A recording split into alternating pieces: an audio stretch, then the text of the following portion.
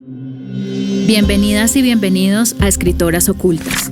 En esta tercera temporada, titulada Entre barro y jardines, mujeres, educación artística, exhibición de arte y participación popular, continuamos explorando el vasto archivo del periodismo cultural en Colombia en las décadas de 1940 y 1950. En las páginas del periodismo cultural de mediados del siglo XX se dibuja una historia parcial, una historia donde algunos cuerpos, voces y saberes apenas asoman. Están ahí, en los márgenes de la crítica, en las notas breves, pero rara vez ocupan el centro. Esta temporada explora ese claroscuro, la participación de mujeres, campesinos, indígenas y artesanos en la escena artística del desarrollo. A través del archivo exploramos cómo ciertos saberes fueron visibilizados sin ser legitimados, incorporados sin ser reconocidos. Entre mandrágoras y galerías, arte, legitimidad y los límites del circuito. Retorno de la ciudad, solo lleno de optimismo, a levantar sobre escombros la choza que es mi dominio, a levantar sobre escombros la choza que es mi dominio.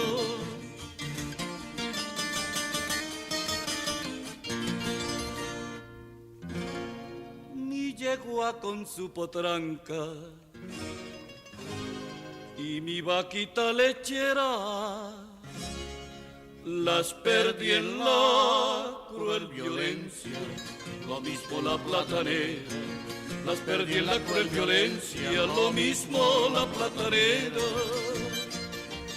Quiero volver a vivir esas tardes campesinas, con su paz tradicional en el Tolima y el Huila. Hoy resonar tiples y guitarras en la llanura, trato replicar cual canción de paz y alegres campanas. Quiero perdonar y olvidar mis penas, deseo trabajar por mi patria nueva, trato replicar cual canción de paz y alegres campanas. Escuchamos El retorno de José Dolores, de Garzón y Collazos, de 1957. En este episodio nos ha interesado indagar a través del archivo hemeriográfico por varios aspectos. Por ejemplo, ¿qué convierte una práctica o un saber en arte? ¿Qué necesita un oficio, una técnica o incluso una experiencia para ser reconocido como parte del campo del arte? ¿Basta con exponer en una galería o en un museo para que una obra o un artista sean legitimados? ¿Es suficiente el paso por el circuito expositivo? ¿O hay otros factores que realmente determinan este reconocimiento? Son preguntas que el mismo archivo nos ha llevado a formular y también una relación recíproca, tenerlas en mente cuando buscamos y analizamos sobre todo los discursos que devela el periodismo cultural.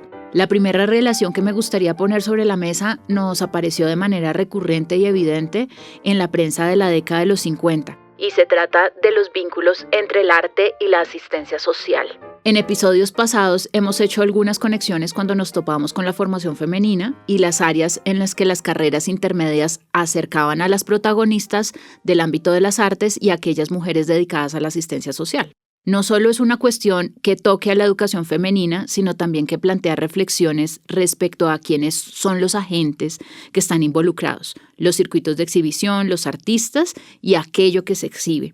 El 20 de mayo de 1950, la revista Semana publica una nota titulada Arte y Caridad, sobre una exposición en las galerías de arte. El artículo narra la iniciativa liderada por Beatriz Piedrahíta Currea, una joven bogotana formada en Historia del Arte y en Fisioterapia, quien organizó en Bogotá una exposición benéfica con obras donadas por artistas colombianos para recaudar fondos destinados al Instituto Franklin Delano Roosevelt, que enfrentaba serias limitaciones económicas y de infraestructura. La muestra incluyó obras de reconocidos artistas como Gonzalo Ariza, Enrique Grau, Eduardo Ramírez Villamizar, Lucy Tejada, pero quizás lo más llamativo es la manera en que se habla de las obras. La muestra fue vista como una exposición de arte colombiano, motivos típicamente colombianos, de gran valor artístico, donde se destaca la inspiración nacionalista de muchas de las obras. La inclusión de las obras típicas, como lo mencionan, paisajes o escenas nacionales, responden a lo que el texto llama el realismo estilizado, es decir, una estética cómoda para el mercado del arte que reafirma lo reconocible y lo vendible. Este artículo es un buen ejemplo para reflexionar sobre la relación entre el arte y la asistencia social, así como sobre los mecanismos de legitimación en el campo artístico, porque pone de relieve un fenómeno recurrente, el uso del arte como una herramienta para causas sociales. Si bien puede entenderse como una forma noble, digamos compasiva, de movilizar el capital simbólico en beneficio a causas mucho más benéficas y a los más vulnerables, también plantea preguntas sobre el rol del arte en este momento, de quiénes y para quiénes, y cómo para la época el campo artístico se vincula con redes de asistencia. El otro punto que nos interesa señalar es cómo en este contexto se inserta la actividad artesanal. Aquí se puede rastrear en el archivo varias situaciones. Por un lado, el uso de la artesanía en los espacios expositivos, como en las galerías, con varias intencionalidades. Por un lado, propiciar la venta con fines de asistencia social o benéficos, como ya lo habíamos mencionado, o, porque no es excluyente, las iniciativas sobre industrializar y hablar en términos de producción sobre lo artesanal.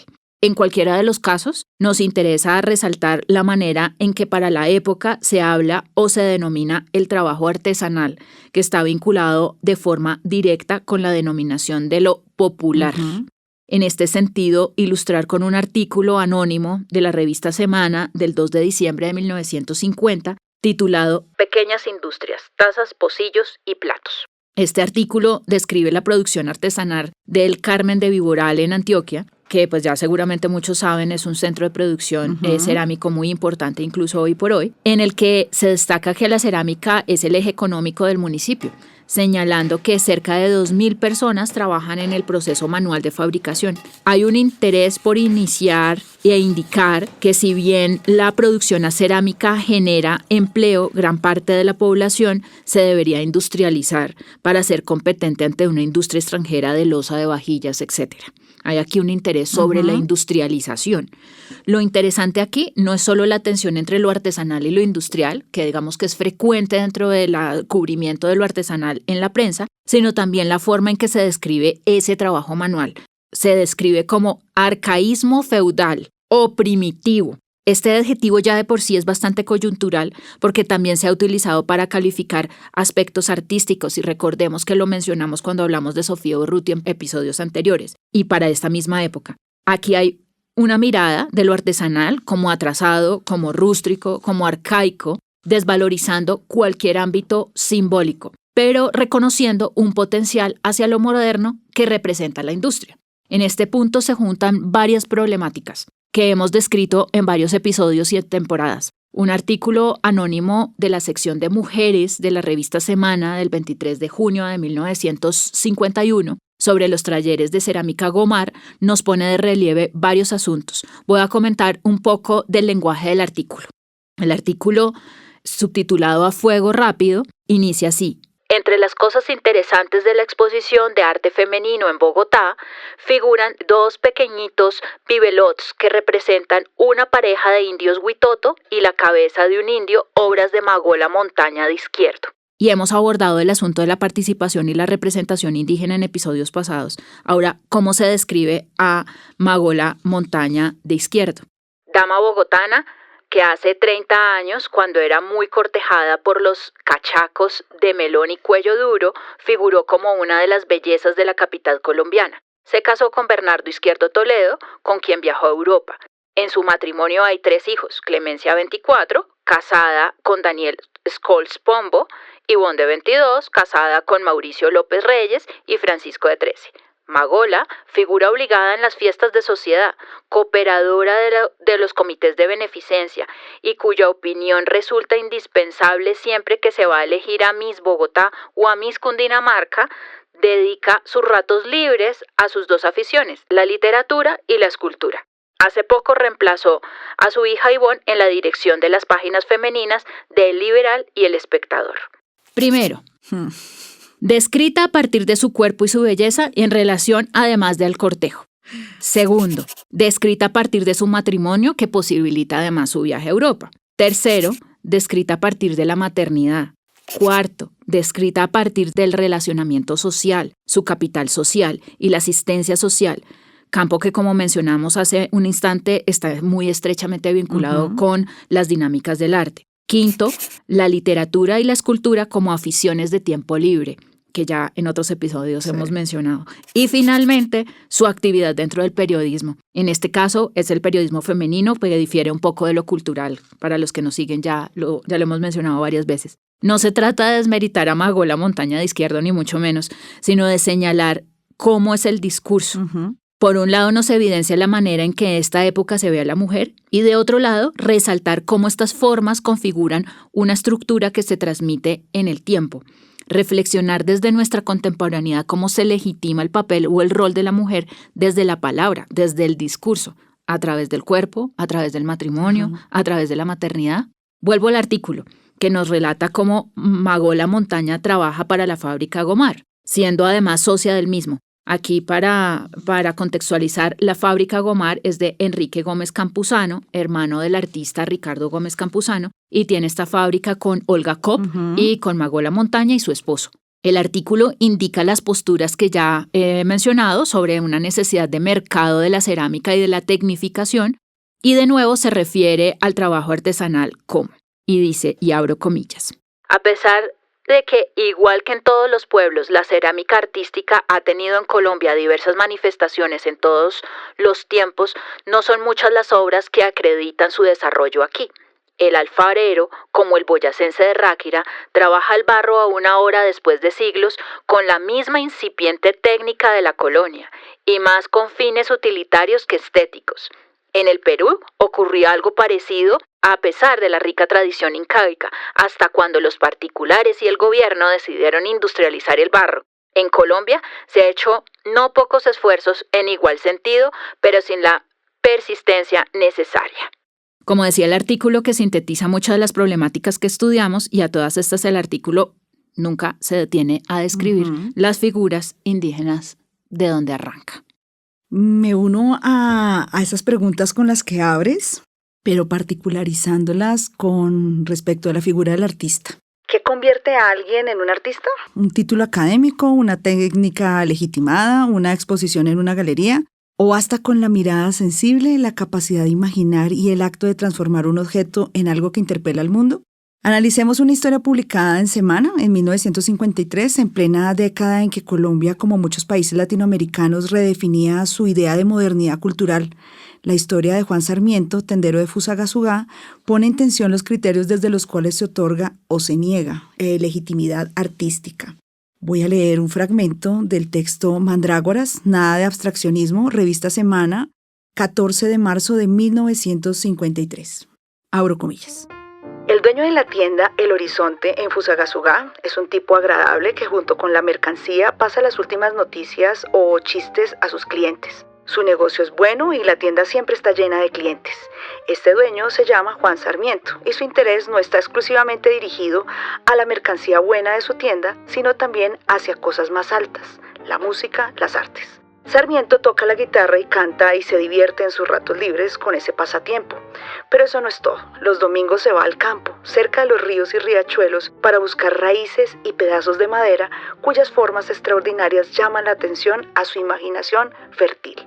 Durante 20 años colecciona estas obras de arte de la naturaleza y ahora en Bogotá tiene su primera exposición de mandrágoras en las galerías de Leo Matiz. Este último es un fotógrafo de renombre, quien descubrió a Juan Sarmiento y su colección de raíces. Estaba fascinado por las formas extraordinarias de las raíces, culebras, cocodrilos, armadillos, toda una especie inimaginable de animales, y también formas puramente abstractas que se encontraban en la colección de Sarmiento. Lo persuadió a hacer una exposición, Sarmiento aceptó, y las galerías de arte Leo Matiz, que siempre brindan exhibiciones insólitas y originales al público capitalino, inauguró su temporada de 1953 con las mandrágoras de Juan Sarmiento. Hay allá unas 60 contorsiones en madera que hacen una exhibición admirable. Las raíces que Sarmiento encuentra hechas por la naturaleza solo son pocas. En su imaginación, que corta aquí y allá y agrega un tinte, recorta allá, porque a Sarmiento le gusta la abstracción. Si un pedazo de madera tiene la forma de un cocodrilo, Sarmiento toma la forma, el pincel, para aumentar su apariencia realística, para dar ojos, dientes y una expresión feroz, y de nuevo abre el arte de un número de artistas que aprovechan las formas naturales para darles un aspecto realístico. La idea no es original, pues el Museo de Arte Moderno de Nueva York posee ya desde unos años raíces de forma abstracta, como elementos decorativos y artísticos. Pero seguramente en Fusagasugá no hay nadie que haya experimentado con este medio, y por esto Sarmiento merece el título de un artista original. Artista que produce cosas que se verían muy bien como artículo decorativo en muchas de las casas modernas que se están construyendo. También en otros lugares del país, especialmente en Pasto, donde las gentes son minuciosas, tranquilas y pacientes, ha florecido el pequeño arte del mandragorismo, que por cierto en Bogotá solo fue reconocido hace unos 5 años, cuando un extranjero presentó una exposición que no era cosa del otro mundo, pero que, por la novedad, constituyó un éxito al cual contribuyeron muchos despistados críticos de arte. Fin de cita. Sarmiento no es parte del circuito oficial, eso nos queda claro con la descripción que hace quien escribe. No proviene de una escuela de arte ni aparece nombrado en los textos de la historia del arte. Su relación con la creación surge de la experiencia cotidiana. En sus tiempos libres, si seguimos al autor, recoge raíces de formas irregulares, mandrágoras, que interviene ligeramente para resaltar figuras, animales, gestos humanos o estructuras abstractas. Cito: si un pedazo de madera tiene forma de un cocodrilo, Sarmiento toma la forma del pincel para aumentar su apariencia realística, dice el artículo. Esta práctica, situada entre el hallazgo y la interpretación, llega eventualmente a las galerías de Leo Matisse en Bogotá. Allí se exhiben unas 70 piezas. Sin embargo, a pesar de su inclusión momentánea en un espacio del circuito artístico, su trabajo es leído más como una curiosidad decorativa que como una obra cultural con sentido propio. Cito: artista que produce cosas que se verían muy bien como artículo decorativo, sentencia la crónica. Este tipo de inclusión condicionada reproduce lo que Arturo Escobar analiza en La invención del tercer mundo. Las formas culturales periféricas son admitidas en el centro bajo categorías subordinadas, lo pintoresco, lo típico, lo exótico, pero no como saberes con capacidad de construir modernidad desde otras epistemologías. Esta lógica, como advierte Escobar, forma parte de un proyecto más amplio de ordenamiento del mundo en el que los márgenes solo entran al centro bajo los términos que este último impone. Al respecto, mencionar la crítica del punto cero de la epistemología moderna de Castro Gómez, la idea de un conocimiento supuestamente neutral y universal que oculta el lugar desde donde se habla. En el caso del arte, esto implica que los criterios de legitimidad no son neutros, están inscritos en relaciones de poder coloniales que determinan qué cuenta como arte y qué no, y desde dónde se valora. En las estructuras modernas del conocimiento, y esto incluye al arte, eso es algo que nos interesa muchísimo por el relato de la historia del arte, se impone una jerarquía entre saberes. Los saberes letrados, académicos o institucionalizados se consideran superiores, mientras que los saberes populares, campesinos o indígenas, se subordinan como expresiones menores, cercanas más bien a la intuición, es decir, lejanas a lo racional. Esto reproduce la relación centro-periferia, que es tan compleja, donde el centro define el gusto, el canon y el valor, y la periferia es invitada ocasionalmente, pero sin autonomía. Castro Gómez, siguiendo con esta idea, muestra cómo la modernización en América Latina fue también una operación espacial. Las ciudades se convirtieron en el centro de producción cultural válida, desplazando a los saberes rurales o no ilustrados a los márgenes. Las galerías de arte en Bogotá en los años 50, como también ya lo hemos mencionado y analizado, son un claro ejemplo de este modelo, centros de validación simbólica que incluyen desde arriba a prácticas populares, desactivando su potencia política o epistémica. En ese mismo texto hay un apartado que vale la pena que señalemos. Voy a leer ese pedacito. Piedras. El sentido artístico y de observación entre los habitantes de los campos colombianos a veces resulta admirable. En un lejano caserío de Boyacá, un labriego, Pedro Luis Salazar, colecciona piedras, cantos rodados de ríos y quebradas, con los cuales ha logrado formar figuras de un evidente valor estético. Una de las figuras representaba la maternidad, con impresionante realismo. Infortunadamente, algún timorato le dijo a Pedro Luis que aquellas eran figuras del mismo diablo, y el hombre, que primero que artista es creyente, arrojó al río la pequeña obra maestra que había formado con tanto cariño. Uno de los lados flacos de la cultura colombiana ha sido la ausencia de dirección y orientación artística en la periferia. Las aptitudes naturales de las gentes que habitan fuera de las ciudades no han sido consideradas aquí como posibles fuentes culturales. Apenas se apunta un incipiente interés por el folclore y una mitificación del tipismo. Cierro comillas. El texto es lo suficientemente contundente, prácticamente que se convierte casi que en una denuncia de una exclusión pues sistemática que ya has mencionado, de quienes, pese a tener sensibilidad, creatividad y oficio, no han sido considerados dignos del título de artistas por no formar parte de los centros urbanos o de los sistemas institucionalizados del arte. También deja ver cómo se ha fallado al no integrar ni valorar estas expresiones como verdaderas manifestaciones en el arte colombiano. En lugar de fomentar una comprensión crítica y respetuosa de estos saberes, se impuso, o quizás todavía se impone, una mirada que lo reduce al folclore o al exotismo. Yo adquiero el gusto de la arcilla porque mi madre me enseñó a plasmarla y con la arcilla uno hace lo que quiere porque le da ese entendimiento a las manos de poder hacer lo que uno quiere, lo que piensa.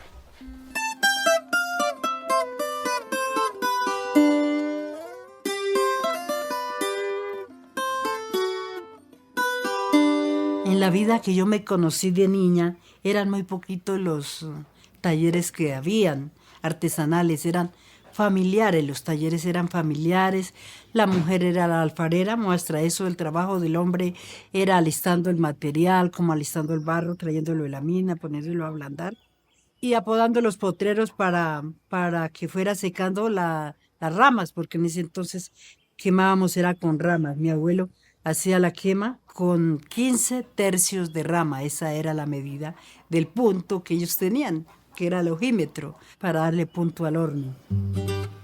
Para mí todo es importante, desde yendo a la mina, a coger la arcilla, a sentirla en las manos, desde ahí uno se siente emocionado. Escuchamos la voz de Rosa María Jerez en el capítulo 1 de la serie Denominación de Origen de RTBC 2025. En las Galerías Centrales de Arte, en Bogotá, se presenta la cuarta exposición del joven ceramista Alberto Arboleda Zúñiga. Tiene apenas 25, pero ya expuesto en 3 ocasiones anteriores. En 1947, 1949 y 1950. Y su obra sigue despertando interés. La revista Semana, en su edición del 22 de diciembre, reseña la muestra bajo el título Cerámica, barro y color. El tono es celebratorio. Se habla de 50 figuritas de unos 30 centímetros de alto, inspiradas en motivos populares. Pesebres, pescadores, gallera, personajes negros. Todo bajo un, abro comillas, realismo estilizado que fascina al público. Cierro comillas. La nota no lleva firma. Es una voz editorial que nos habla desde lo que hoy podríamos llamar un consenso de época. Celebrar lo nacional, lo artesanal, lo pintoresco. Pero ese elogio no es neutro. Si lo leemos con atención, vemos que lo popular aparece como una categoría estética, pero no como sujeto histórico. Lo negro, lo indígena, lo campesino, figuran en el texto, sí, pero como parte de un imaginario que los estiliza, los miniaturiza, los vuelve figurita. La exposición se convierte en un escaparate del, comillas, color local. Cierro comillas. Una vitrina de lo nuestro, y ese nosotros, el barro, se convierte entonces en un signo de identidad nacional. Un día después, el 23 de diciembre, el periódico El Tiempo publica una nota firmada por el crítico Walter Engel, y aquí el discurso cambia de registro. Es sobre la misma exposición de Alberto Arboleda. Engel no solo elogia a la muestra, también introduce una lectura más técnica y valorativa. Destaca que Arboleda, a pesar de su juventud, es, abro comillas, uno de los ceramistas más conocidos y el más popular de Bogotá. Fin de cita. Pero casi de inmediato introduce una crítica, al referirse a la exposición de 1950 titulada Cerámica Popular. Dice que, aunque fue bien recibida, tenía un, abro comillas, concepto disuelto, cierro comillas, ya que imitaba muñecos de tela con colores agresivos. Esa frase abre una fisura. El muñeco de tela representa una forma de lo popular que por su colorido, su exceso o su juego resulta incómoda. Para Engel, el verdadero arte empieza cuando Arboleda deja atrás ese universo lúdico, cuando deja de ser fabricante de juguetes y se convierte en un escultor. Lo que valida la obra, entonces, no es tanto su referencia a lo popular, sino su capacidad de depurar, de estilizar, de acercarse a una estética más sobria y seria. Engel lo dice explícitamente. Arboleda, abro comillas, sabe de anatomía, sabe del rostro humano, sabe de pliegues de una ruana, una falda, un vestido. Fin de cita. Ese saber técnico es lo que permite su ingreso al mundo del arte legítimo. Incluso los colores son corregidos. Engel afirma que, abro comillas, ya no ofenden por una policromía demasiado chillona y agresiva. Cierro comillas. Es una frase fuerte esta de color chillón y de ofender al espectador de esa exposición. Lo ofensivo aquí no es lo que se representa, sino cómo se representa. Es decir, el exceso de color, de gesto, de vitalidad. Porque es demasiado popular. El clímax de este elogio llega cuando Engel comenta la pieza Virgen, que describe como una síntesis entre lo moderno y lo gótico. Dice que, abro comillas, conviene mirarla no solo de frente, sino también de perfil. Cierro comillas. Es decir, como si la escultura reclamara una mirada propia del arte culto, del museo europeo o internacional. Así, lo que vemos en estos dos artículos de Semana y del Tiempo de 1951 es una operación simbólica en la que lo popular es celebrado, pero solo bajo ciertas condiciones. No basta con representar lo nuestro, hay que transformarlo, traducirlo, blanquearlo simbólicamente. El barro puede ser arte, de eso no hay duda, pero cuando se disciplina. La figura puede ser popular, pero cuando se vuelve escultórica. En este momento, entonces, el periodismo cultural construye a Alberto Arboleda como un mediador visual entre lo popular y lo artístico. Su obra es elogiada por mostrar lo propio, pero también por dejar de ser demasiado popular. Y esa tensión entre celebración y corrección es clave para entender cómo se construyeron las jerarquías culturales del arte en Colombia de mediados del siglo XX. En ese mismo sentido, Isabel, podemos señalar otro caso que se mueve también como entre esa dicotomía entre lo popular y lo artístico, con Jaime López Correa, un artista que la revista Semana le dedica una breve mención el 26 de enero de 1952 en un artículo titulado El pintor alfarero. Jaime López Correa es un artista egresado de la Escuela de Bellas Artes y ha combinado su formación de dibujo y pintura con la enseñanza de cerámica en Malambo Atlántico, en un pueblo pues que tiene una fuerte tradición alfarera. Allí formó a 15 alumnos en esta práctica que aprendió de Enrique Gómez Campuzano, que como acabamos de mencionar, pues es el de la fábrica Gomar.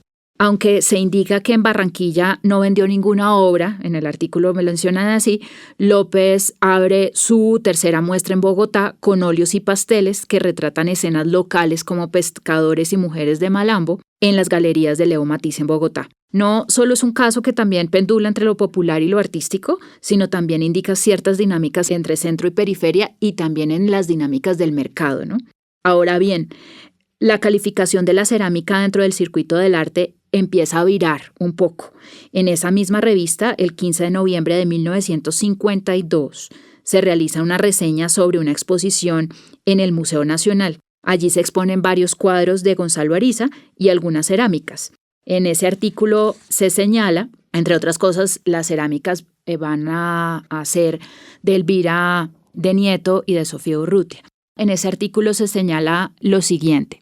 Todas las cerámicas están compuestas por un número variado de baldosines pintados y luego cocinados al horno. El catálogo informa que las dos obras son de Gonzalo Ariza, Elvira de Nieto y Sofía Urrutia. Cualquier aficionado a la pintura reconoce sin dificultad el estilo muy marcado de las pinturas de Ariza.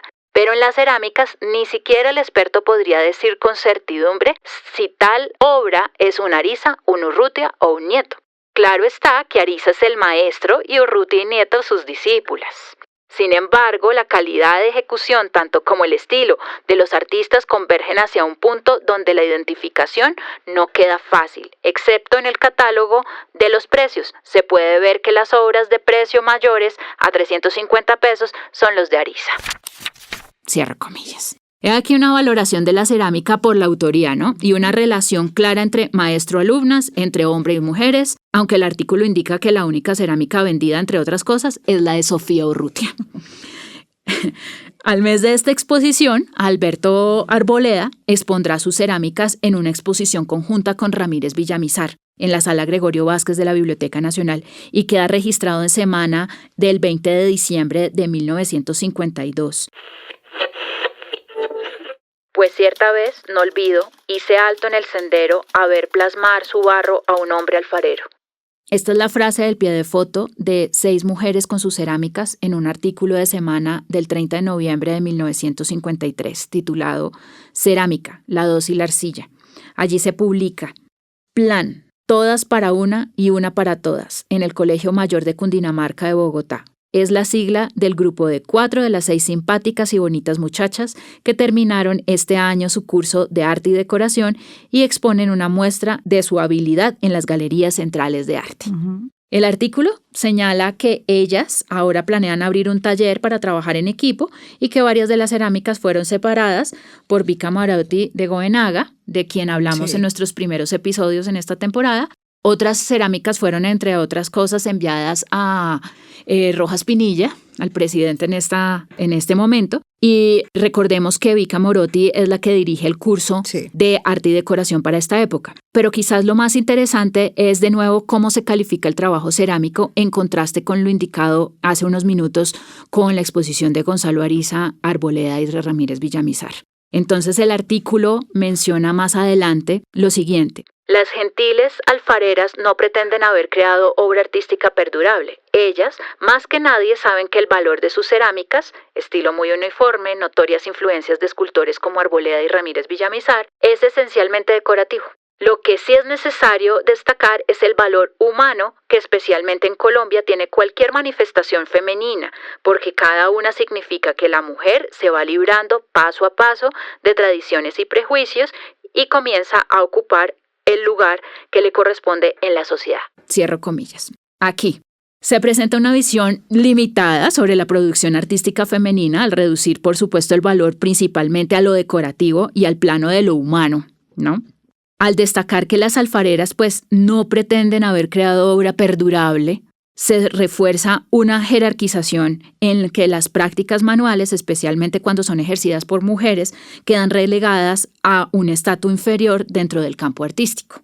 Asociar su trabajo únicamente como un proceso de, digámoslo, emancipación social, lo dice, la mujer se va librando paso a paso, aunque es cierto para la época, puede invisibilizar su agencia creativa y su capacidad para transformar lenguajes artísticos de lo propio. Esto es un poco la herencia que vamos cargando en términos de la escritura del arte, ¿no? Además, señalar las influencias notorias de escultores como Arboleda y Ramírez Villamizar, escultores varones, puede también diluir ese mérito de las creadoras como si su producción no pudiera tener una lógica o un estilo propios. Y el texto nos evidencia además la mirada presente en el periodismo cultural de esta época, que si bien reconoce, digamos, la participación de las mujeres, pues no termina de otorgarles un lugar pleno dentro del campo. Estamos aquí en un punto, digamos, de tensión justamente en cómo las mujeres van abriéndose el campo y cómo el periodismo cultural y lo que se escribe del arte pues entra un poco en estas dicotomías. Que a pesar de ser mujeres que están estudiando, porque recordemos que estamos hablando de mujeres que estaban haciendo el curso de estas carreras medias de las universidades femeninas, o en el caso del Colegio Mayor de Cundinamarca con la presencia de Alberto Arboleda, sin embargo aparece la categoría de decorativo, o como en el caso de artistas no formados en ningún proceso académico, de folclore, categorías complejas. Pensando en lo artesanal y retomando cómo la crítica del momento dio cuenta, cómo valoró, el 28 de julio de 1959, Marta Traba publica en Revista Semana un artículo titulado El problema de la artesanía, donde despliega una lectura incisiva sobre el estado de la producción artesanal en América Latina y su imbricación con la tradición, el mercado y el arte moderno. Ella abre con una afirmación contundente, cito: la artesanía en Latinoamérica parece estar uncida a perpetuidad al yugo del folclore, del cual el arte va saliendo fatigosamente. Fin de cita. Con esa frase, Traba instala su crítica a la manera en que la artesanía ha sido reducida a una función decorativa o turística, condenada a repetir formas precolombinas que ya no responden a un contexto vivo. La tradición aparece ahí como una carga, más que como una fuente de renovación. En el análisis de Traba, La artesanía moderna enfrenta dos caminos. O repite estereotipos para alimentar la industria turística, o se atreve a entrar en diálogo con el arte contemporáneo. La exposición que motiva su reflexión es la muestra de artesanía en el Callejón, donde participaron los artistas Armando Villegas y Alicia Tafur. Traba describe la ambivalencia que atraviesa su trabajo. Cito: La mitad de la obra de los Villegas Tafur, que obedece a los dictados de la plástica actual, se contagia con el virus de las ambiciones contemporáneas, mientras que la otra mitad, que sigue respondiendo al mito, folclor, tradición, echa mano de los mercados populares y del Museo del Oro para cumplir los viejos compromisos. Fin de cita. Aquí el lenguaje que emplea es revelador. Habla del virus de lo contemporáneo como un contagio, lo que sugiere que este cambio de orientación en la artesanía no es ni natural ni enteramente aceptado por el medio. La artesanía en ese sentido está enferma de modernidad y al mismo tiempo atrapada por una mitología de mercado que exige jarras, artesas y cucharas de palo. Pero Traba también reconoce un espacio de posibilidad en este cruce de tensiones, a propósito de esa enfermedad. Afirma, abro cita: La artesanía se ha convertido en un elemento de ensayo del arte. Ha agregado a su habitual utilidad práctica una utilidad estética. Fin de cita. En esta frase, el discurso de Traba se transforma. La artesanía ya no es solo un objeto útil, sino un campo de experimentación estética. Esta idea se refuerza en otra observación donde celebra lo auténtico en la exposición. Cito: Lo auténtico es aquello en donde han expresado su placer por ensayar, probar, experimentar y conseguir cosas nuevas sobre los objetos eternamente útiles. Fin de cita. Este desplazamiento de lo utilitario a lo experimental marca para Traba el comienzo de una transformación profunda. Ya no se trata de hacer artesanías, sino de hacer o de pensar la artesanía como un laboratorio plástico, en sus palabras. Cito: La preocupación de probar todo, la curiosidad de ensayar, la ha distanciado de su ancestral servidumbre a una utilidad exclusivamente práctica y también de sus compromisos localistas. Fin de cita. El juicio final sobre la exposición es claro. Mientras sigan atados al repertorio del mercado, la pareja Villegas-Tafur, esa pequeña, abro comillas, esa pequeña abominable fauna de los objetos populares, cierro comillas, dice, los artistas no podrán emanciparse de una visión folclorizada de la artesanía, pero si abandonan la artesa y la cuchara, si siguen el camino del ensayo y la invención, entonces podrían incorporarse a un horizonte más amplio, donde la artesanía se deslocaliza y adquiere voz propia dentro del arte moderno. Este análisis de Marta Traba deja ver con claridad una concepción jerárquica del campo estético que es innegable en esta época, en el que la artesanía no se emancipa plenamente, sino que alcanza su mayor dignidad en tanto se convierte en aliada o mejor asistente del arte. Lo dice sin embagues. Cito: La artesanía se ha convertido en un elemento de ensayo del arte. No protestemos por su carácter subsidiario, puesto que siempre es hermana menor. Fin de cita. Aquí Traba afirma esa relación desigual con naturalidad, como si fuera parte de un orden inevitable, y así lo fue en ese momento. La artesanía, en su perspectiva, encuentra valor cuando deja atrás la utilidad práctica y se acerca, sin confundirse del todo, eso es importante señalarlo, al arte moderno, cumpliendo un rol experimental, pero subordinado. Recordemos que sería algo así como un laboratorio para la experimentación. En esa tensión entre lo tradicional y contemporáneo, entre la función y la forma, entre el objeto útil y el objeto artístico, se juega, según Traba, según esta crítica, el destino de la artesanía latinoamericana en el siglo XX. Una fotografía con 2 obras y un pie de foto. Armonía artístico-conyugal. Un friso de Villegas, arriba, muy admirado durante la exposición, abajo, cerámica de Alicia, que revelan sus notables progresos y su buen gusto. Así se ilustra un artículo anónimo del 2 de julio de 1956 en la revista Semana, titulado Alicia Tafur y Armando Villegas, el hogar bien decorado. Iniciando que la noticia es de su matrimonio y con desigualdades entre el cubrimiento entre el artista y la artista, el artículo permite rastrear la inserción de cerámica en el mundo del circuito del arte, siendo quizás pues Alicia Tafur de las primeras en ser referenciadas. Posteriormente lo será Beatriz Daza, pues ella llegará al país en 1957, después, digamos, de esta actividad de Alicia Tafur y Armando Villegas. Y recordemos que en una primera temporada habíamos hablado justamente cómo las cerámicas de Beatriz Daza tienen una crítica muy fuerte por parte de Aramendía. Ujú. Para el mismo año, para 1956, año en que sale la crítica de Marta Traba, de la cual acabas de hacer mención, también se publica en El Siglo un artículo con pues firmado por una sigla, MAM, el 4 de julio de 1959, sobre la exposición de terracota en la Galería El Callejón. Es la exposición de Alicia y Nieves Tafur y de Armando Villegas, y señala las obras como arte abstracto con motivos autóctonos. Aquí vale la pena señalar que la exposición se había repartido en diferentes grupos y el artículo del periódico El Siglo hace referencia, digamos, a dos grupos y los califica de la siguiente manera.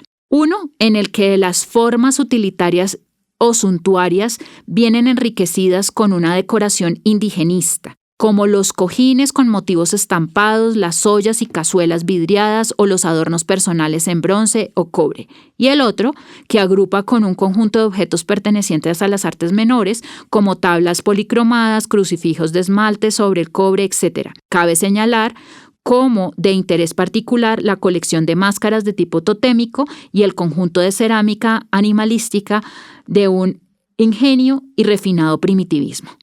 Aquí es interesante mencionar también, digamos, a la luz de lo que acabas de mencionar de Marta Traba, cómo empiezan, digamos, estas tensiones entre lo que se representa, lo que se vende y en la técnica, ¿no? En la que se presentan. Y dice, y cierra el artículo de la siguiente manera. Indudablemente, esta exposición presta una eficaz colaboración en el desarrollo de una artesanía artística nacional de auténtico valor. Es decir, la inserción de las técnicas artesanales de la cerámica a través de los artistas en el campo de las galerías y del mercado del arte como artesanía artística nacional. Es decir, aquí una unión entre ese mundo estético y el mundo artesanal. En la noche se encienden las luces de neón y las gentes comienzan a acudir a los salones de cine, la más popular diversión de los bogotanos, ya que a ese espectáculo concurren 30.000 personas diariamente.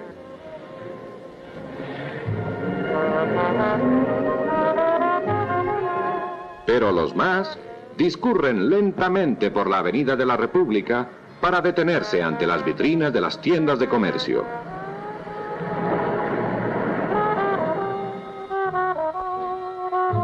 De todas las clases sociales visitan el santuario, donde se venera la milagrosa imagen del tradicional patrono de los bogotanos.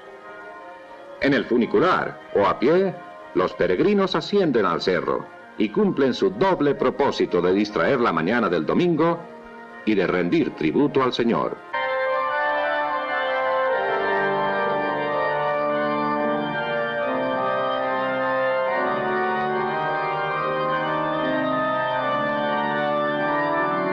Los parques se llenan de una abigarrada muchedumbre que disfruta de unas horas de sano descanso al aire libre.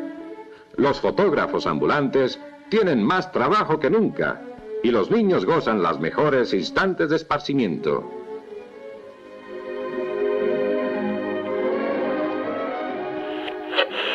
Escuchamos Bogotá, imágenes de 1954. Este camino de la cerámica hacia el arte moderno será avalado, calificado también desde un principio de innovación propio de lo moderno. Se habla de lo experimental de la técnica por los artistas. Ya habíamos visto un poco la postura de Marta Traba. Pero este camino es, digamos, ahondado y reforzado a través del periodismo cultural con la entrada de las cerámicas de Pablo Picasso. Van a ser claves. Sí, aquí cambia el discurso completamente al, de alguna manera, tener este aval por un artista que es sumamente conocido ya para los 50. Picasso prácticamente, pues, que es uno de los grandes artistas y en este momento ya lo es, y lo reconocen. Y en el momento en que Pablo Picasso hace unas cerámicas, pues de alguna manera está avalado este principio de innovación, está avalado este principio experimental y Aquí cambia un poco la forma en que se va a empezar a cubrir este trabajo de la cerámica en el campo nuestro. Y esto es interesante porque en la revista Semana, un anónimo del 11 de junio de 1956, hay un artículo para referirse a una exposición. Es una exposición que tiene a la venta cerámicas de Picasso en Bogotá, que esto es sumamente interesante. En el artículo se colocan varias fotografías de las cerámicas que se están vendiendo y se abre esta exposición en la Galería del Caballito de Cecilia Ospina, que además vale la pena aquí mencionar otra vez con lo que hemos estado hablando, el artículo, cómo la califica ella. Cecilia Ospina, casada con Hernando Gómez Amaya, tiene una hija, Cecilia tiene experiencias al respecto. Ella había administrado unas galerías semejantes en 1949 y se había ocupado también de las de Leo Matiz. Ha hecho estudios especializados en arte y se la considera como una experta en los círculos plásticos capitalina. Esta es la manera en que se refieren a ella, que es la que lleva a, digamos, la que maneja esta exposición y esta Galería del Caballito. Y la exposición va a poner en venta varias de las cerámicas. Las cerámicas de Picasso trabaja las cerámicas hacia la década de los 40 y varios de los biógrafos y teóricos de Picasso pues han mencionado cómo él en un principio saca estas cerámicas para hacer un poco más accesible su obra, cuando él ya es un artista reconocido, pero por supuesto al tratarse de una marca como la de Picasso, pues al pasar de los tiempos, pues estas cerámicas van a ser absolutamente valorizadas. En este artículo, pues que en realidad lo que está cubriendo es que se están exponiendo estas obras y que van a estar abiertas a la venta y que se venden, por supuesto, se menciona, por ejemplo, y así es como remata el artículo, señala lo siguiente, abro comillas, la cerámica, que parece ser una de las artes más antiguas de la humanidad, no pierde sin embargo ninguno de los atributos con los que ha contado siempre y en las manos creadoras de Picasso cobra la sencillez clásica adecuada. Es muy claro, digamos, cómo este aval, llamémoslo así, de un artista tan reconocido como él, permite abrir un campo diferente en la percepción de la cerámica dentro de nuestro campo nacional. A partir de allí el camino quedará abierto. Así es como se da tratamiento entonces a la exposición de Alejandro Obregón y de Leonel Estrada en el Museo SEA de Medellín en 1956, registrada en el Colombiano el 4 de septiembre y titulada como Exposición de Cerámica Experimental. Aquí entonces ha ocurrido de alguna manera lo que Traba ya había mencionado en el 56, ¿no? Al ser un laboratorio de innovación y de experimentación, pues prácticamente que la cerámica ha entrado dentro del campo del arte. Este artículo del Colombiano señala lo siguiente, abro comillas, las cerámicas de concepción moderna fueron realizadas con un sentido ornamental y tienen un definido aspecto funcional toda vez que se relaciona con la misión decorativa de la arquitectura. Es la primera vez que se efectúa una exposición de arte de este género en Medellín. Cierro comillas. Esta exposición tiene una buena cobertura, vuelve a tener una reseña en ese mismo periódico 2 días después, el 9 de septiembre. Y esto se hace gracias a la locería colombiana, que le facilita, digamos, todo el material cerámico a Alejandro Obregón. Solamente por aquí para anotación, esta fábrica de locería colombiana es la fábrica que hoy por hoy es Corona. La fábrica inició en 1881, tenía otro nombre, era la Compañía Cerámica Antioqueña. Luego será en 1906 la fábrica de losas de Caldas y después en 1931 cambia por la locería colombiana. En 1935 cambia de dueños, es la familia Chavarría Olózaga y se convertirá en lo que hoy por hoy es Corona. Mi relación con Picasso fue un romance de época de guerra. Las circunstancias extremas nos unieron de una manera que nunca se hubiera dado en épocas de paz. Admite con franqueza. Era la Segunda Guerra Mundial, en el París ocupado por los alemanes, una época de gran peligro y desastre absoluto. Picasso era un héroe para mi generación. Había pintado Guernica y era un símbolo de resistencia contra el fascismo y el régimen de Franco. Implicaba gran coraje de su parte quedarse en París en vez de escapar a América. En cualquier momento podían arrestarlo, pero esa era su manera de decirle no a la opresión. Varios miembros de mi familia estaban en la resistencia y lo mataron. A mí me habían arrestado en una manifestación estudiantil y mi existencia también era precaria.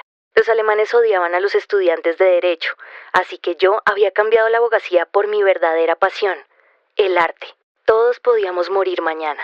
Eso me volvió intrépida. Conocía la reputación de Picasso con las mujeres y sabía que irme a vivir con él podía ser una catástrofe, pero decidí que se trataba de una catástrofe que no quería perderme. Escuchamos fragmentos de la entrevista realizada a François Gillot en 2011. En septiembre de 1954, la revista Semana publica un artículo que lleva por título Barro Nuestro. El texto comienza con una escena potente, a propósito de esta figura. Picasso trabajando con barro en el sur de Francia.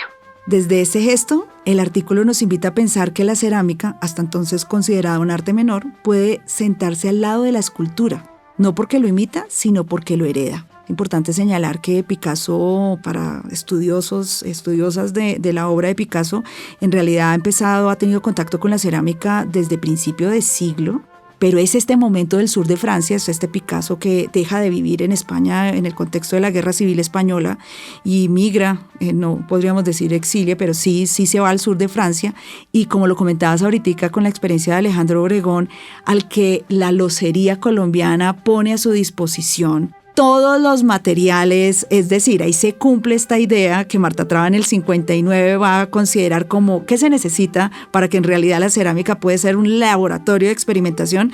Cuando se ven los documentales sobre Picasso en este sur de Francia, pues lo que vemos es que ponen a su disposición todo, o sea, estos son los alfareros que están moldeando y cuando la pieza ya está moldeada, Picasso viene y hace unos toques. Pinta sobre la cerámica. O moldea, deja esa huella plástica, pues son increíbles si quienes nos escuchan no conocen el proceso que está muy documentado de Picasso haciendo estas cerámicas, les invitamos a que lo estudien. Se parecen en ese sentido. Retomo este artículo entonces de Nuestro Barro de 1954.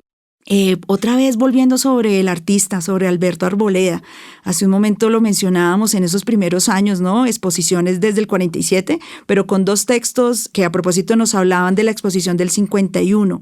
A partir de esto, decir que es ahí, en esta conexión con Picasso, con este cambio para la manera como el periodismo cultural cubre la cerámica, donde aparece Arboleda, como una revisión de Arboleda. El texto lo presentará como parte de un renacimiento que no es solo técnico, sino simbólico, una reactivación de las formas abstractas de los ceramistas precolombinos, mayas, chibchas, incas, puestas ahora en diálogo con el arte moderno europeo. Su obra, dice el artículo, va, abro comillas, desde las macizas y colosales esculturas agustinianas hasta la rigurosa geometría monumental de Henry Moore. Cierro cita. No se trata solamente de admiración, sino de legitimación. Arboleda estudia en Roma gracias a una beca del ICETEX y su exposición será presentada por Leonardo Leoncillo, una figura destacada en la cerámica italiana de posguerra. La voz del artículo es clara. Aquí no hay un artesano, ahora ya no hay un artesano, sino un artista con herencia y proyección internacional. Eso era lo que nos interesaba de ver si seguimos la escritura del periodismo cultural, el cambio que tiene en la manera como se presenta la obra de Arboleda. Tras las primeras exposiciones de Alberto Arboleda en Bogotá, como ya lo mencioné, su obra emprende un viaje, y lo importante es que ese viaje no es solo geográfico, sino también simbólico. El 11 de enero de 1955, Juan Peñalosa escribe desde Roma una crónica para El Colombiano titulada Correo de Roma, la exposición de Alberto Arboleda.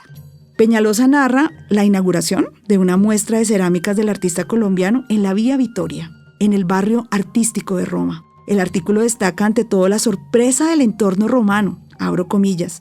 Toda aquella confusión la ha causado un artista colombiano que ha tenido la excelente idea de abrir en uno de los estudios de esa calle una muestra de cerámica. Fin de cita.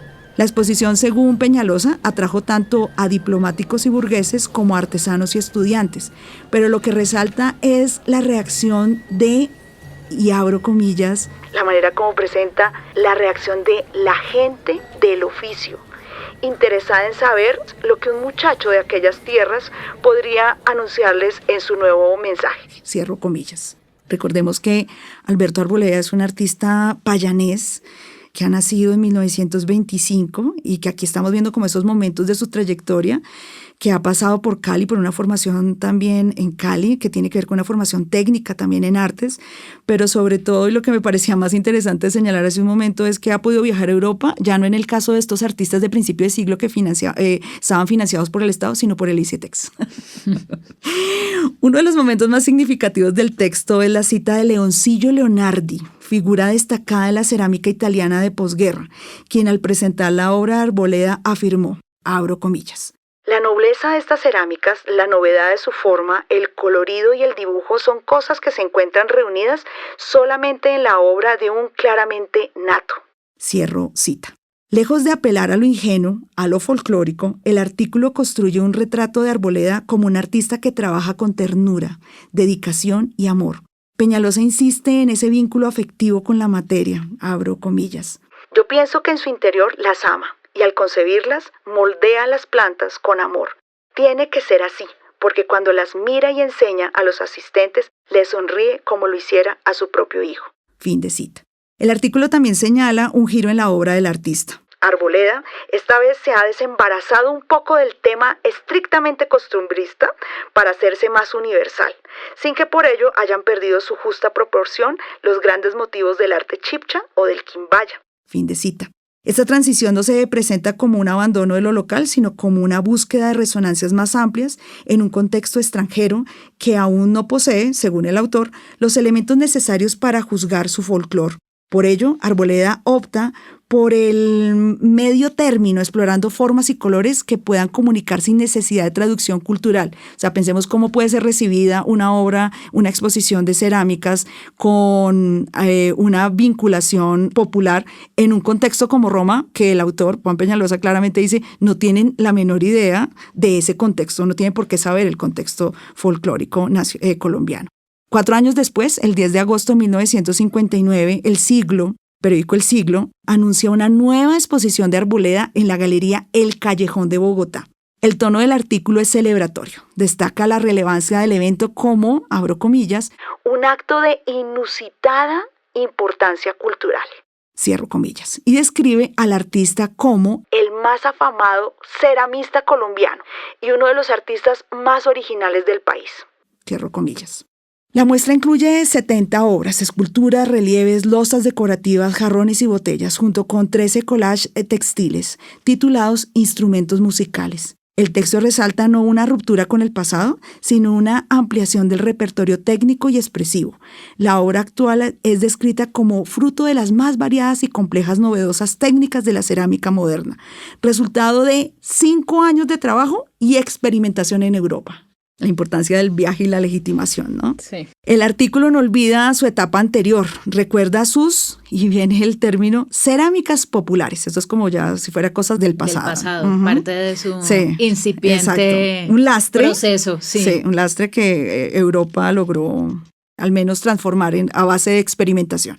Amplios conjuntos de figuras vernáculas elaboradas con extraordinaria memoria visual, capaces de captar gestos y posturas del campesino colombiano con gracia y autenticidad. Esa frase no niega ni se minimiza, se presenta como un conjunto de partida del cual el artista se ha desplazado hacia nuevas formas sin perder la fuerza expresiva ni la sensibilidad original. Eso es interesante de nuevo de rescatar del periodismo cultural que se hace desde el periódico El Siglo. En vez de contraponer lo costumbrista a lo moderno, el texto propone una cronología técnica que da cuenta del desarrollo material de su obra y enumera la época de los engobes, 1955-1956, la de los reflejos metálicos, 1957, los esmaltes y grés, 1958, y una etapa más reciente de materiales mixtos. La innovación no solo es formal, es también técnica y experimental. Lo moderno aparece aquí no como una superación de lo vernáculo, sino como una expansión. Y vale la pena detenernos en un punto clave, el momento en que estos oficios comienzan a ser reconocidos como parte de patrimonio. Fue sorprendente encontrar una señal temprana de este cambio en un artículo publicado en la revista Semana del 28 de febrero de 1955, un artículo titulado Barrio Chileno. Allí se cubre una exposición de cerámicas de artistas chilenos organizadas por el pintor y ceramista Luis Guzmán Reyes, también es un artista chileno, Este artista había recorrido varios países de América Latina, incluida Colombia, y había pasado justamente por Ráquira, uno de los centros alfareros más importantes del país. Lo más significativo del artículo es que se resalta cómo en Chile la cerámica no solo es parte de la práctica de arte popular, sino que se protege y se promueve como patrimonio. Textualmente, el artículo dice: allí particularmente se cultiva este arte y se le estimula como un precioso patrimonio. Estas prácticas manuales son sostenidas por comunidades que de generación tras generación han heredado el conocimiento y la técnica y una profunda vocación. Es decir, estamos hablando concretamente de patrimonio. Sus manos, dice el texto, se mueven rutinarias, quizás inconscientes, de que diariamente crean belleza elemental. Cierro comillas. Las palabras, los términos, las categorías que se utilizan para legitimar o no una práctica o la práctica referenciada directamente a un artista, autodidacta o formado académicamente, también nos plantean unos retos de interpretación histórica, ¿no? Porque nosotros acabamos de leer de referenciar este artículo del periódico El Siglo con ese análisis tan juicioso en términos históricos de mostrar los cambios, ¿no? Como el proceso de alguien como Alberto Arboleda, pero a la luz de hoy tenemos muchas preguntas sobre Alberto Arboleda, ¿no? ¿Dónde está su obra?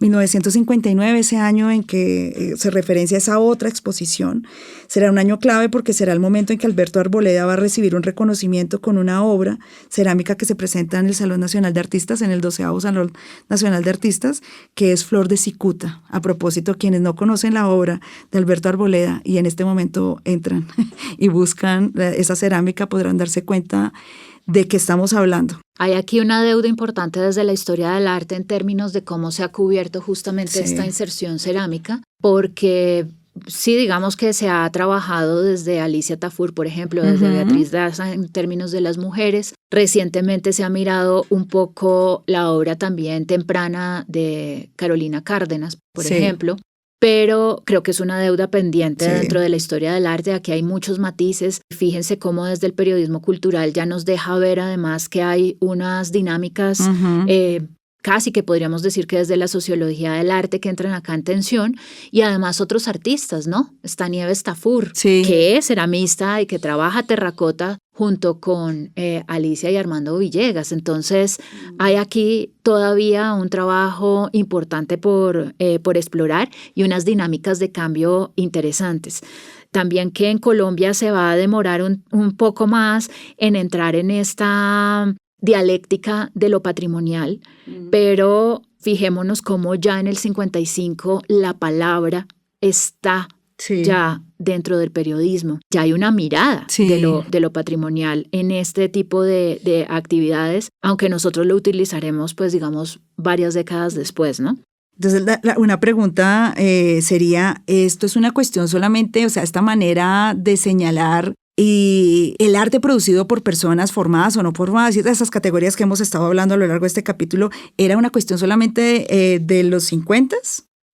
El 14 de diciembre de 1968, el diario El Tiempo publicó un artículo que retrata con tono épico la trayectoria de dos artistas autodidactas, Mario y Fabio Bustamante, oriundos de Pereira. La nota empieza estableciendo una oposición entre la pasividad social y la autodeterminación individual al afirmar que, abro comillas, no se quisieron convertir en otra carga para la sociedad. No se resignaron a ser parte integrante del gran ejército de analfabetas colombianos. Fin de cita. Recordemos que 1968 y nuestra segunda temporada para hablar del momento en que se institucionaliza Artesanías de Colombia, ¿no? Desde la primera línea de este artículo de 1968, el discurso se estructura alrededor del mérito personal y la superación de la pobreza como virtud. La narrativa heroica destaca su formación autodidacta, que aparece como un signo de autenticidad y de tenacidad, incluso más valioso que el de una educación formal. Cito. Como verdaderos autodidactas se hicieron a una cultura que envidiarían hoy muchos de los que han gozado de todas las comodidades para ir al colegio o a la universidad. Fin de cita. Esta comparación establece una jerarquía moral que valora el esfuerzo individual por encima del privilegio educativo. En un relato que dignifica la precariedad al presentar el taller de los hermanos como un espacio casi mítico, una sola habitación compartida por toda una familia y apenas unas herramientas, una mesa vieja, cuchillos, formones, martillos, con las que se han producido obras que, abro comillas, empiezan a causar sensación. en los medios culturales de la región. Fin de cita. El discurso gira en torno al deseo de superación, a la lucha contra la miseria, a la persistencia frente al hambre, como motores de una vocación artística. El periodista celebra que pese a las condiciones materiales adversas, los Bustamante han logrado entrar en el circuito de las exposiciones. Abro comillas. Ya fueron con notorio éxito a distintas exposiciones de Bogotá, Manizales, Medellín y Cúcuta. Fin de cita. El artículo refuerza entonces una retórica de la autenticidad. Artistas sin mecenas, como los llama, como entonces desde la marginalidad logran insertarse en la escena artística. Seguramente esa inserción tiene que ver con que alguien los descubrió. Sin embargo, se presenta como un rasgo distintivo aquí lo marginal, incluso legitimador, que eleva la dignidad de sus obras. Al respecto dice el autor, abro comillas, la angustia de la covacha que habitan, la tempestad del hambre que los quiso derrotar y el drama de la miseria en sus más dolorosos caracteres son un acicate para conquistar un progreso constante. Fin de cita. Finalmente, se cita a los hermanos con una mezcla de orgullo y determinación. Mario declara, abro comillas, el arte me necesita y sin maestros he tallado 200 obras. Fin de cita. Mientras que Fabio, ceramista, expresa con igual convicción, abro comillas, tengo que superarme. Fin de cita. Aquí se condensa una ética del sacrificio que enmarca el arte como redención para los finales de los 60. Este tipo de relatos periodísticos construyen figuras de artistas populares que se legitiman no por su paso por academias, sino por su resistencia cotidiana. Algo ha cambiado al respecto de eso. Un discurso que, sin cuestionar las estructuras sociales que generan estas condiciones de vida, las estetiza y las convierte en parte del mito del artista autodidacta. Al contrastar esta crónica de los hermanos Bustamante con el discurso crítico institucional de Marta Traba, que hace unos momentos hablamos, emerge una tensión evidente entre dos formas de narrar el vínculo entre arte y precariedad. Mientras Traba analiza la artesanía como una hermana menor del arte, siempre en riesgo de quedar atrapada en la mitología del mercado o en el mito folclor tradición, este artículo celebra una estética nacida justamente de las condiciones que Traba veía con distancia crítica. Para El Tiempo, para quien escribe este reportaje del periódico El Tiempo, la pobreza es un marco romántico que dignifica al artista y legitima su obra. Para Traba, 10 años antes casi, esas mismas condiciones podían haber sido un obstáculo para el desarrollo de una artesanía moderna, experimental, capaz de liberarse del peso del modelo primitivo y asumir un lenguaje estético autónomo. Dos narrativas distintas, incluso opuestas, que nos invitan a reflexionar, y terminemos más bien con preguntas. Creo que lo que nos quedan es preguntas preguntas abiertas para la historia del arte. ¿Desde dónde se habla cuando se enuncia el valor del arte popular? ¿Qué se gana o se pierde al convertir la marginalidad en parte del relato artístico? ¿Y cómo narrar la autenticidad sin reducirla a una postal de lucha? Cerramos este segmento conscientes de que el análisis del discurso no busca resolver, sino precisamente complejizar esos legados que tenemos del periodismo cultural.